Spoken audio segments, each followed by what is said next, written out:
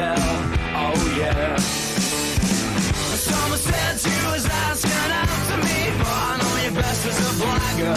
I said, tell me your name, is it sweet? She said, my boy is Dagger. Oh yeah.